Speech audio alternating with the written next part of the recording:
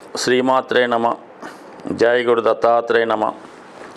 ఈ వీడియోలో మనం మకర రాశి వారికి సెప్టెంబర్ 1వ తారీఖు నుంచి 7వ తారీఖు మధ్యలో జరగబోయే వార ఫలాలు పరిశీలించినప్పుడు మరి ఈ వారంలో జాతకుడికి అష్టమ స్థానంలో సంచరిస్తున్నటువంటి రవిగ్రహ ప్రభావం వల్ల అధికారులతో విరోధం వచ్చే అవకాశం ఉంది. అలాగే వృత్తిపరమైనటువంటి సమస్యలు ఎదుర్కోవడం కూడా జరిగే అవకాశం ఉన్నది. సో ఏదైనా కుటుంబ స్థానంలో సంచరిస్తున్నటువంటి శనిగ్రహ ప్రభావం, కుటుంబ సభ్యుల మధ్య ఒక విధమైన విరోధం, కుటుంబ సభ్యులు మిమ్మల్ని ఏ విషయంలో కూడా సహకరించకపోవడం వల్ల ప్రతి సమస్యని మీరు ఒంటరిగానే పోరాడి సాధించుకోవాల్సి వస్తుంది. అలాగే 6వ స్థానంలో కుజగ్రహ సంచారం కూడా మీకు కొంతవరకు ఆర్థిక పరమైనటువంటి ఒత్తిడి ఏర్పడే అవకాశం ఉంది. అలాగే మీ కుటుంబంలో ఒకరి యొక్క అనారోగ్యం వల్ల, అంటే వాళ్ళకి హెల్త్ ఇబ్బంది వల్ల కొంతవరకు వారిని జాగ్రత్తగా చూసుకునే వ్యవహారం, ఓ పక్క నుంచి ఆర్థికపరమైన సమస్యలు, కుటుంబ సభ్యుల విరోధాలు, ఇవన్నీ మిమ్మల్ని చాలా వరకు ఇబ్బంది పెట్టే అవకాశం ఉంది. అలాగే వృత్తి సంబంధించిన విషయాల్లో అష్టమంలో రవి కొన్ని అధికారుల నుంచి కొన్ని అపవాదాలు, అపనిందలు రావడం, ఎవరో చేసినటువంటి పనులు మీ మీదకి రావడం వల్ల చాలా ఒత్తిడికి ఈ వారం లోనయ్యే అవకాశం ఉంది. ఎంత ఒత్తిడి, ఎటువంటి సమస్యలున్నా ఎట్టి పరిస్థితుల్లో కూడా మీరు ఏమాత్రం భయపడక్కర్లేరు. గురువు యొక్క 9వ దృష్టి మీ యొక్క రాశి మీద పడటం వల్ల ఎటువంటి ఇబ్బందులున్నా ఎవరో ఒకరు మీకు గాడ్ ఫాదర్గా ఆదుకొని కంప్లీట్గా మీ సమస్య నుంచి బయటపడవేయడం జరుగుతూ ఉంటుంది. అయితే ఒక విధంగా మీకు ఈ పూర్వపుణ్యం కలిసి రావడం వల్ల ఇప్పుడు ఉన్నటువంటి అన్ని సమస్యల నుంచి చాలా దైవబలంతో కానీ ఖచ్చితంగా బయటపడే అవకాశం ఉంది. అలాగే మరి భాగ్యస్థానంలో శుక్ర కేతుగ్రహ సంచారం కొంతవరకు మీకు ఒక విధమైన ఆధ్యాత్మిక చింతన, దైవభక్తి ఏర్పడుతుంది. అవకాశం ఉన్నవాళ్ళు మీరు ఏదైనా పుణ్యక్షేత్రం దర్శించాలనుకున్నా, మీరు అలాగే పుణ్యక్షేత్రం వెళ్దామనే ప్లాన్లో ఉన్నాం, కంపల్సరిగా మీ ఇష్టమైనటువంటి స్త్రీ దేవత ఆరాధన, అంటే ఏదైనా అమ్మవారి ఆలయం దర్శించడం, అక్కడ మీ యొక్క కోరికలు తీర్చుకోవడం కానీ మొక్కుబడులు చెల్లించుకోవడం చేయడం వల్ల దీర్ఘకాలంగా ఇబ్బంది పెడుతున్నటువంటి చాలా సమస్యలకి పరిష్కారం దొరికే అవకాశం ఉన్నది. అయితే చూసిన వాళ్ళకి మీ పరిస్థితి అనుకూలంగా ఉన్నప్పటికి కూడా వ్యక్తిగతంగా మీరు చాలా సమస్యలతో ఎదుర్కోవడం, దానికి ఏంటంటే మీది ఒక ఒంటరి పోరాటం అనిపిస్తూ ఉంటుంది.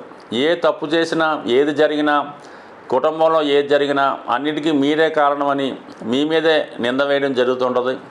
మిగతా వాళ్ళు సమస్యల నుంచి తప్పుకొని బాధ్యతలన్నీ మీ మీద వేసే అవకాశం ఉంది. కాబట్టి చాలా వరకు ఓర్పుతో, సహనంతో మీరు ఆ యొక్క బాధ్యతని నిర్వహించడం తప్ప దాని వేరే ఆల్టర్నేటివ్ కూడా లేదు.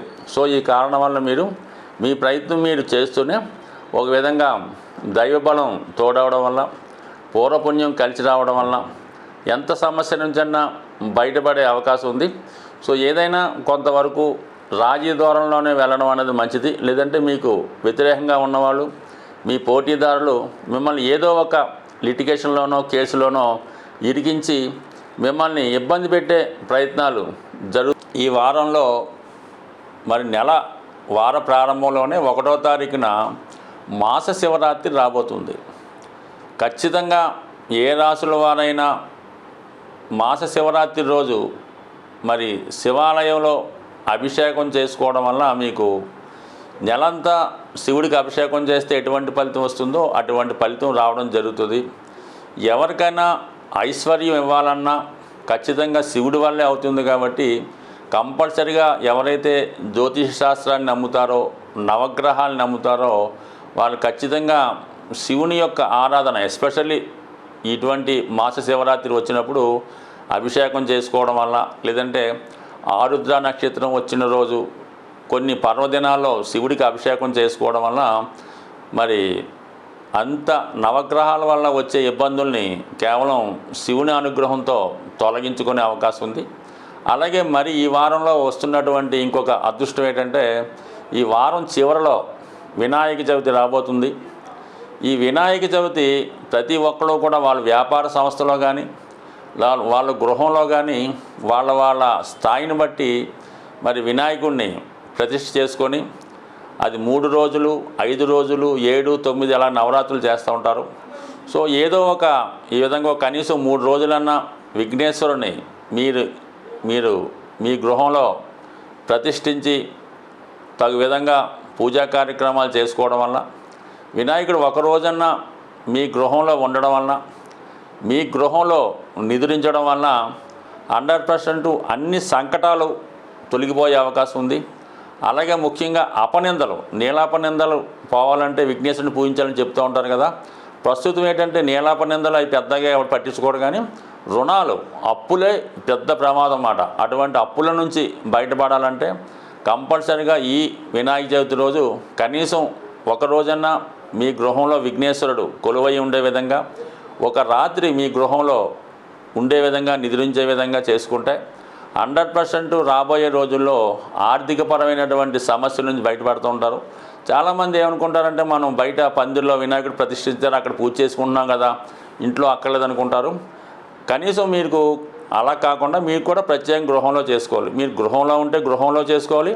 దాంతోపాటు మీ కార్యాలయం ఏదన్నా ఉంటే చిన్న ఆఫీసో ఏదో ఉంటుంది, అక్కడ కూడా చేసుకోవాలన్నమాట. ప్రతి చోట కూడా మీకు 4 ఇళ్ళు ఉంటే 4 ఇంట్లో చేసుకోండి, 2 వ్యాపారాలు ఉంటే 2 వ్యాపార సంస్థల్లో చేసుకొని ఈ విధంగా విఘ్నేశ్వరుని మీరు నిలుపుకోవడం వల్ల అక్కడ సంవత్సరం అంతా కూడా వినాయకుడి యొక్క పాజిటివ్ ఎనర్జీ వచ్చి ముఖ్యంగా ఆర్థికపరమైన సమస్యల నుంచి బయటపడే అవకాశం ఉంది. మరి ఈ విధంగా ఏదో కారణాల వల్ల సాధ్యం కాకపోయినా కనీసం ఎవరో ఒకరితో మీ గృహంలో ఈ పూజ చేయించుకోవాలి తప్ప వినాయకుడు పూజ చేయకుండా ఆ రోజు ఆ గృహం ఉండకూడదు. మీరు తాళం వేసి ఉన్నా, ఊరు వెళ్ళిపోయినా కానీ ఖచ్చితంగా మీరు ఆ ఇంట్లో ఆ రోజు వినాయక చవితి జరగకపోతే సంవత్సరం అంతా కూడా దాని యొక్క ప్రభావాన్ని మీరు చూడడం జరుగుతుంటుంది. కాబట్టి మీరు ఎంత దూరంలో ఉన్నా ఆ వినాయక చవితి రోజు వచ్చి, లేదంటే మీ బంధువులు పంపించి మీ గృహాన్ని ఒకసారి శుభ్రం చేయించి వినాయక చవితి పూజ చేయించి మళ్ళీ మీరు మీ కార్యక్రమం చూసుకోవడానికి లాకేసుకోవచ్చు.